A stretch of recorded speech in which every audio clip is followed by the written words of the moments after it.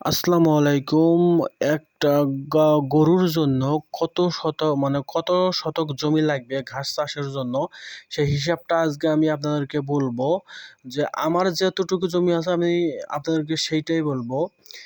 একটা ভালো মানের গরু পালন করার জন্য আপনার জমি 5 থেকে 6 শতাংশ জমি লাগবে। কারণ একটা গরু দিনে ঘাস খায়, দৈনিক 20 থেকে 25 কেজির মতো ঘাস খায় একটা গরু। তাহলে আপনি হিসাব করে দেখবেন যে আপনার যে গরু আছে, দেশি গরুর হিসেবে একটু কম, দেশি গরু একটু কম খায়।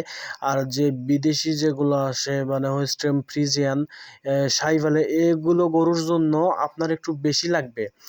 আমি যতটুকু জমিতে ঘাস চাষ করি সেইটা হচ্ছে, আমার 3 শতক জমি আছে, 3 শতকে ঘাস চাষ করি। আবার এই পাশে যে ফাঁকাটা দেখতে পাচ্ছেন, যে লাল ছক আমি বনছি, এই জায়গায় আছে 3 শতক জমি। তাহলে আমার 6 শতক জমি। আমি সামনে এই জায়গাতেও ঘাস লাগাবো, কারণ আমার আগে একটা গরু ছিল, সেটা হচ্ছে ফ্রিজিয়ান।